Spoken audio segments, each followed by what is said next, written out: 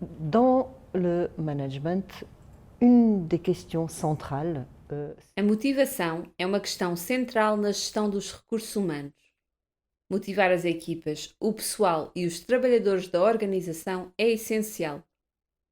Tudo é mais fácil e a organização funciona muito melhor se as equipas estiverem motivadas. Não há segredo. Para ter uma organização de alto desempenho, é preciso ter colaboradores motivados. A motivação é definida como aquilo que leva as pessoas a agir ou as põe em movimento. A motivação pode ser intrínseca ou extrínseca. Está principalmente relacionada com o interesse que as equipas têm nas atividades da organização e no que fazem. Trata-se de uma motivação intrínseca. É impulsionada pelo interesse pessoal que leva um indivíduo a realizar uma tarefa. Por conseguinte, não está ligada à expectativa de uma recompensa externa. Os valores ou um ambiente de trabalho estimulante podem conduzir à motivação intrínseca de um trabalhador. As equipas são motivadas se houver interesse, mas também se obtiverem resultados e se estes forem apreciados. Trata-se de uma motivação extrínseca. Neste caso, a ação é motivada por um fator externo. Pode ser o reconhecimento e a apreciação de um superior pelo trabalho efetuado ou, por vezes, uma recompensa, como um bom salário. Temos de nos preocupar com a motivação dos trabalhadores de uma organização, porque quando a motivação está no auge, a organização colhe muitos benefícios. Ao mesmo tempo, a desmotivação pode ter consequências muito negativas, tanto para os trabalhadores como para a organização, a nível de absentismo, rotatividade, doença, etc. O processo de motivação. O processo de motivação envolve três fatores importantes: interesse pela atividade e atração pelos objetivos da organização. Gosto muito do que faço. As pessoas sentem-se motivadas quando fazem algo de que gostam e em que se sentem envolvidas. Interesse individual. O que um indivíduo ganha em termos de reconhecimento social, satisfação pessoal, etc. Que coerência existe entre o que eu faço e aquilo em que acredito? Por último, a confiança no sucesso.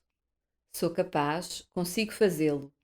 São estas as condições que permitirão à pessoa sentir-se confiante na realização das tarefas. Para que isto funcione, o gestor deve ter em conta estes três fatores. Então, por que é que encontramos frequentemente equipas desmotivadas? As razões da desmotivação podem ser encontradas a diferentes níveis. Motivar e desmotivar as equipas.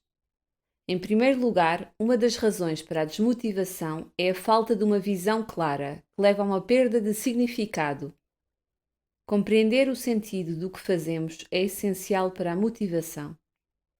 Muitas vezes, os gestores não comunicam regularmente aos seus empregados o roteiro da organização. Quais são os objetivos a curto e médio prazo? Que visão temos a longo prazo? Que valores sustentam as nossas ações e nos permitem tomar as decisões operacionais corretas? Acontece que os empregados ou funcionários públicos nunca viram os seus superiores hierárquicos serem diretos. Para se sentirem envolvidas, as equipas devem compreender e sentir-se úteis.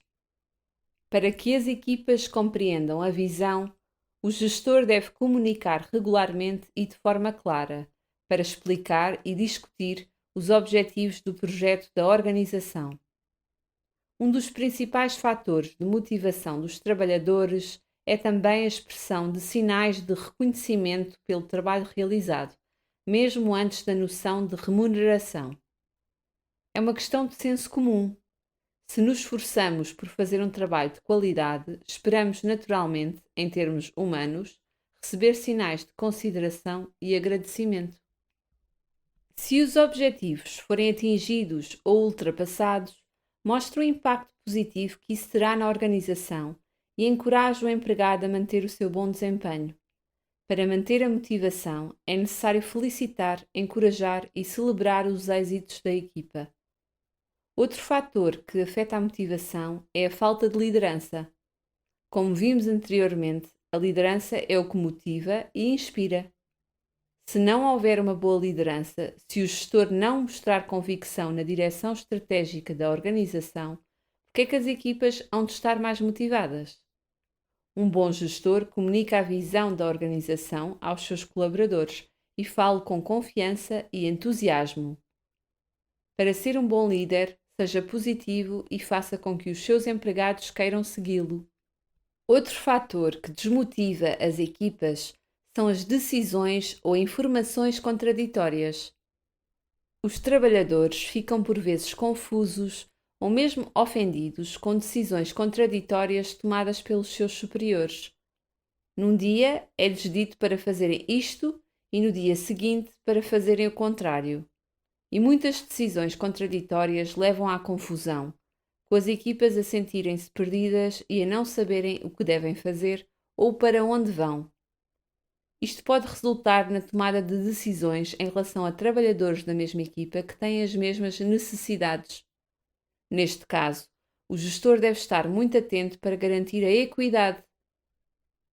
Pode também tratar-se de uma mudança de orientação estratégica que conduza a ações ou decisões radicalmente diferentes. Se o gestor comunica regularmente com as suas equipas, terá podido anunciar e refletir sobre estas mudanças em equipa. É importante discutir os constrangimentos e os impactos gerados para que os trabalhadores conheçam as razões destas mudanças. Por conseguinte, é importante que os gestores sejam coerentes e justos nas suas decisões. A falta de dinamismo e de desenvolvimento dentro da organização são também fatores de desmotivação das equipas. Quando os colaboradores têm a sensação de que andam em círculos, que nada de novo acontece, instala-se um clima de rotina que desmotiva as equipas. Os trabalhadores precisam de criatividade, projetos e intercâmbios para se manterem motivados. Os projetos devem ser contínuos, divididos em fases para que os resultados possam ser medidos e celebrados, e devem permitir que todos se sintam úteis para a organização no seu conjunto. Mantenha os seus empregados em alerta, seja inovador e deixe espaço de manobra para aqueles que o desejarem. A possibilidade dos empregados tomarem iniciativa. Existem várias ferramentas que os gestores podem utilizar para manter um diálogo com as suas equipas, assegurar uma boa comunicação e incentivar a motivação. Reuniões regulares de controlo. Todas as semanas ou de 15 em 15 dias, durante 30 minutos ou 1 hora, para acompanhar as atividades e verificar se não existem dificuldades particulares. Estes encontros regulares são também uma oportunidade para responder a perguntas e dar feedback ao pessoal sobre as atividades. São momentos privilegiados em que é preciso estar muito disponível. Nada de telefonemas nestes espaços ou, em geral, tentar evitar qualquer distração que não valorize estes momentos com a equipa ou com os indivíduos. As reuniões de controle regulares permitem corrigir imediatamente quaisquer problemas ou levantar obstáculos e encontrar soluções adequadas. É bom ter uma pequena ferramenta, uma simples grelha, por exemplo, para tomar notas e registar o que é dito de ambos os lados. Por vezes, é necessário organizar reuniões de reorientação se um trabalhador tiver uma atitude inadequada em relação aos outros ou ao trabalho a efetuar. Esta reunião é feita individualmente e não coletivamente. O objetivo desta reunião é colocar o trabalhador na linha e, se possível, transformar a disfunção em algo positivo. Para o conseguir, é essencial que o gestor tenha confiança na capacidade de transformação do trabalhador. A preparação para este tipo de entrevista é muito importante. ser capaz de contar os factos, o comportamento inadequado e explicar as consequências desse comportamento para a equipa, para o trabalho. Pode tratar-se de um mal-entendido ou de outro problema. Quando há um mau funcionamento na equipa, é muito importante ser reativo e não demorar a telefonar ou a chamar a pessoa para esclarecer as coisas. Avaliação anual do desempenho. As avaliações anuais em geral, no setor privado, mas também no setor público, são um momento de fazer um balanço com os trabalhadores. É o momento ideal para fazer o balanço do ano que acaba de passar. Os objetivos foram atingidos, o comportamento do trabalhador foi satisfatório, etc. Mas é também um momento ideal para preparar o ano seguinte. Novos objetivos, pontos a corrigir, aumento de salário, determinação do bónus, etc. É também um momento ideal para ver como a pessoa se sente, o que quer e como gostaria de se desenvolver na equipa.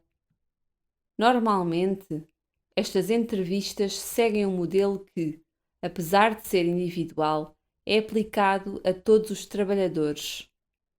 Estas entrevistas têm sempre lugar na mesma altura do ano, normalmente no início do ano, o que facilita o planeamento das ações a implementar no âmbito do plano estratégico anual da organização. Após as revisões anuais, o gestor pode também definir um plano de formação ou de capacitação das equipas. Concluímos com um exemplo de um formato de entrevista anual. Como realizar uma entrevista anual? No momento de abertura, é importante dar as boas-vindas ao trabalhador, nomeadamente recordando os desafios e os objetivos da entrevista, bem como a apresentação do procedimento, duração, intervenção, etc. Desde o início, é melhor clarificar o objetivo da entrevista anual desde o início da discussão. Responder a todas as perguntas que o trabalhador faz a si próprio no início da entrevista. Diferenciar as entrevistas anuais sobre o desenrolar das atividades de uma discussão sobre a remuneração ou de uma entrevista sancionatória. A fase de diálogo centra-se na avaliação das realizações do período anterior e, se necessário, na avaliação dos resultados obtidos. Apresentação pelo agente da sua autoavaliação em relação aos objetivos fixados para o ano anterior. Destaques, aspectos positivos, dificuldades encontradas. Análise das causas e razões das constatações com base em factos e exemplos concretos. Feedback do supervisor. Análise dos acordos e desacordos para alcançar uma visão partilhada do balanço da atividade. Análise pelo supervisor das competências e dos comportamentos profissionais observados. Identificação dos pontos fortes do agente e dos pontos a desenvolver. Procura de soluções partilhadas, apoio às sugestões do colaborador. Definição de objetivos para o período seguinte e, por último, identificação dos meios a implementar para garantir a sua concretização. Na fase de conclusão, é relevante resumir os resultados da entrevista e, eventualmente, formalizar um relatório que também pode ser muito sintético, mas que deve servir de base para a entrevista do ano seguinte. Besoin en langue et autres, etc., etc.